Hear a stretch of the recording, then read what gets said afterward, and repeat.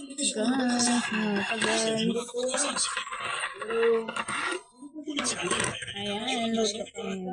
guys. Lahat siya, guys.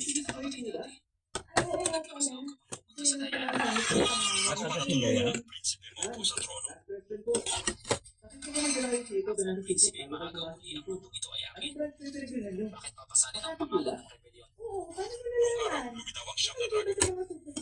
Ang iyong ama, pabor sa lalaki kaya kinilala ka bilang anak ng tadhana. Ngunit ang tunay na anak ng tadhana, siya. Uminom ka ng ligo niya kaya lumakas ka. Kung malaman ng ama mo ang totoo, ang pwesto mo bilang prinsipe matatagpuan. Basta mabuo ako sa trono, magpapasalamat ako sa iyo. Pero si Anian ay nasa palasyo pa. Kumamit na ako na panahinin lang para ilayo siya. Hindi siya makakasagapan. Kapag bumalik siya, tapos na ang lahat. Hindi ko masabi sa manager ko ang unang nagla ng pagmumukha nito. Ang sinabi ko na lang na kailangan ko mag-concentrate sa pag-aaral dahil nga sa graduating na ako. Naintindihan naman nila ako pero siyempre ang kaibigan ko ay hindi ko pinagsinungalingan. Kahit sino ang target mo. Galawin ng nanay ko. Dapat mamatay. Naglilipasan ako bago ng trabaho. Hindi naman nila ang pagpapaalam ko kasi pinahal ko talaga na wala ka siya. Hindi ko alam papadigod, ako din ako na yun. Ang nagkakasalanan. Gusto na lang din naman siya ni Aileen. Sabi ko na nga ba may pagkalawang bituin ng imperyo ng Dayan ngayon oras na para magpalit. Ama, Ibinigay ko na lamang siya sa ang ibang ay kasama talagang ko inuman at talagang pati sa nakakapagod. manager. Sinabi ko na Hayaan niyo na akong pumalit sa inyo. Hayop ka. Ako ang ama Wala mo ko sa iyo naman rin ang naman manager pupunta ko. ang kaharian na Na ipagsambuli ka pa sa susunod iyuan ng para assignment ni magrebelde. Neil ay ang Charles. Seryoso yan lang. Natapos ang isang Wala linggo namang ay lugar para sa akin. Nitong mga nakaraang taon, Kaya ginawa kitang minsan ay tagapagmana. nagsimula na Inuman ako kang magpatakbo ng magtrabaho bansa. sa Binigay ko sa iyo ang lahat ng magaganda. Ano ba ang nagawa kong mali para mag-isip kang mag-alsa, tagapagmana? Matagal mo nang gustong balikan, di ba? Nalagpasan niya niya ng hadlang at nanalo ka sa kombinasyon ng sining pandigma. Nagsisisi ka pa na tinapon mo siya noon. Tama ang kutob mo, ama. Nakakaawa ka. Inubos mo ang loob niya para iligtas ako. Malaman niya ito. Hindi ka niya tatanggapin habang buhay. Tama na, ayaw ko na nga pag-usapan ito. Umalis ka na. Ang nangyari ngayong gabi, pwedeng hindi ko nalang pansinin. Sumulat ka ng aplikasyon na pagkatapos na may pera doon ka pa rin aalagaan ko kayo ng mabuti. Siya ang iwan. Tama ka ako, nagsisisi ako. Binigay ko sa iyo ang lahat, pero gusto ko ang buhay ko. Itinapon ko si Anyan, pero paulit-ulit niyang iniligtas ang imperyo. Sabihin mo, mulat pa ako, tumahimik ka. Huwag mo siyang pagbitin. Ako ang pinagaling ng langit, pantay lang siya. Paano?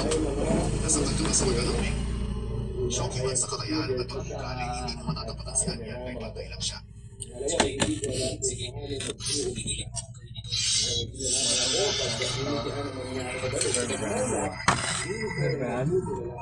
Mga tagang.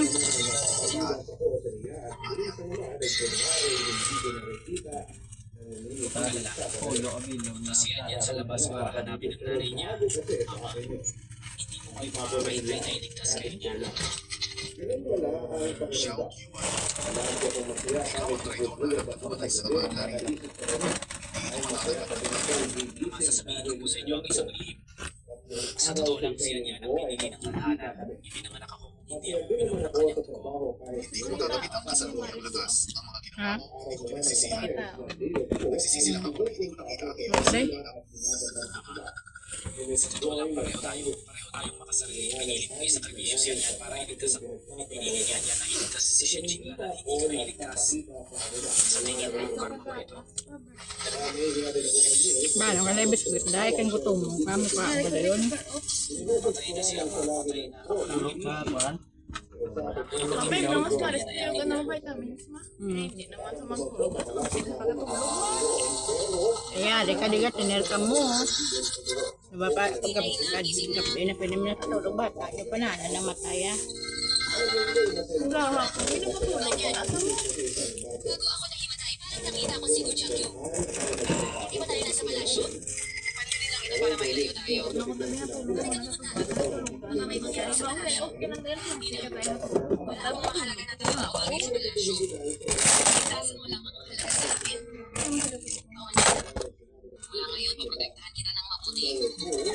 may nangyari sa emperador, magulo ang imperyo. Pinili niyang daan. Hayaan siyang maglakad mag-isa.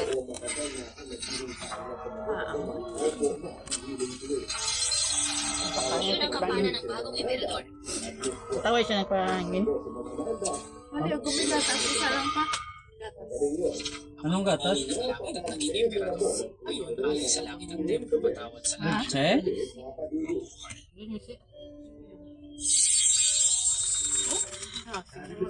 Oh, lugay na mo. Kaskas na. Ang kapalaran ng bayan ng Dayan para maging pataba ng hari. Para maging pinakamalakas ng Europe. Kailan ako magiging kasing lakas ni Adyan? Kapag nakuha ng hari ang kapalaran ng bansa, huwag siya. Kahit ang Diyos na timbaan, hindi matatalo ang hari. Sige, ihintay ako. Alam ko na hindi ako papatalo sa isang babae. Shokiwan, pinatay mo ang hari at ama. Nakipag-alyansa sa kaaway, ihahandog mo ang kapalaran ng Dayan. Dapat ka mamatay. Anyan, anong silbi ng pagdating mo ngayon? Tapos na ang koronasyon. Ako ang emperador. Ako muna. Papatayin ang mga taksil. Adyan, akala mo ba rin ako ang dating Gujiang Q na hinayaan kang lumusot? Gamit ang buhay ng iba para sa sarili mong landas. Mula simula hanggang dulo, nagbago ka ba? Hindi ano ngayon. Salamat sa Panginoon sa bagong buhay. Marami akong na-absorb na kapalaran. Ikaw, isang batang babae. Sobra kang daldal. Yan. Gamit ang buhay ng mga tao, kamusahin ang iyong martial arts. Ang mga salitang ito, kailangan ko sabihin sa kanilang lahat. Ulitin ko ba? Sige, ano ngayon? Ako ang emperador. Kahit ialay nila ang buhay para sa akin, karangalan nila yun. Emperador, pwede ulit pumilit. Pero kung hahayaan kang ganyan taong may masamang hangarin ang naging emperador-imperyo ng Dayan, talagang wala na. Sandali, Anyan, hindi ko gusto malaman kung bakit kayo hinapon sa mundong noon. Sasabihin ko, huwag mo akong patayin. Noong isinilang ka, sinabi ng doktor na mahina ang dugo. Kailangan ng inyong kapatid para umalis siya ang emperador. Ubus ng dugo at ikinapot ka sa mundo. Lahat ito ginawa niya. Siya mula simula, hindi ka itinuring na anak. Kaya pinatay ko siya. Mag-iingat dito para sa iyo. Huwag kang walang utang na loob. Ito ang katotohanan hinanap ko ng matagal. Ang sariling ama ay umubos ng dugo ko para iligtas ang anak. Bagaman matagal nang may hinala, pero nang marinig na ginaw ang puso. Ang ginawa sa likod ay kung siya na sino ka talaga? Patay na ang hari kumakasapit sa emperador. Hindi pwedeng walang hari. Ikaw ang makikusap sa prinsesa o upo sa trono.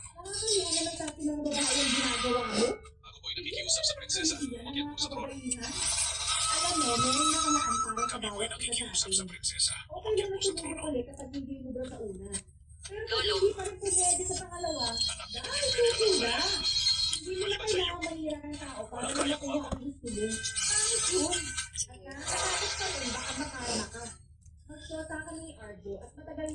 Majesty, wala po akong kaya. Pinilit ang kamahalan na bilang babae. Ang pasanin ng mundo. kung ang tronong ito ay mas makakapatagda sa iyo at sa iyong ina, sulit na. Kaya sapat na yun para lumigaya kami nang walang tinatatakan. Majesty, apurahang balita mula sa hangganan sa isang gabi na tuwo. Sa hangganan ng mga mga sumulang ituyot ng lupa at libong media. Umalis ako, lumasak na ang lungsod ng natuwo. Okay. Enjoy the living. Natubo, pinakamalaki sa imperyo ng Dayan. Ngunit kahit gamitin ang buong lakas ng bansa, hindi kaya masira ang lungsod sa isang araw. Adyan, Bakit kaya na parito? May nangyari ba talaga? tuluhan sa hangganan na nawasak na ang lungsod ng natubo. Para lang. Doon na. Malaki sa tulong Tapos, bakala mo yung ano naman. ng 10,000 sundalo sa lungsod. Hindi, alam mo kung wala rin papa mo, tapos lang, ano, eh, Lahat sa isang buwan. pakayo ko na doon yan. Mabaka ko mo, pagbaka ko na. Eh, bakit lamang kalaan mo naman daw? Makakala ko nila. Ang saminto,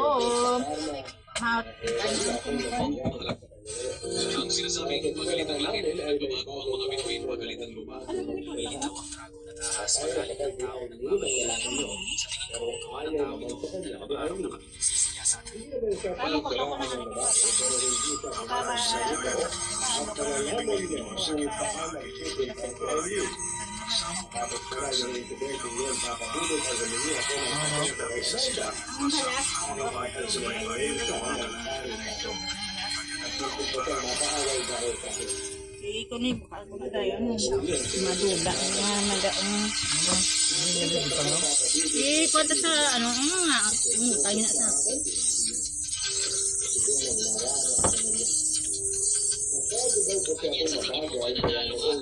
Ikaw ba para sa Panginoon parang langgam ka lang. Kapag kumilos ang Panginoon agad naging alay ang isang lungsod at ang buong imperyo ng Dayan ay magiging alay din. Siya isang beses lang kitang tatanungin. sinabi ang mga balitang I love you para opisyal na kami papabulot. Dapat malaman. No guys, thank you guys.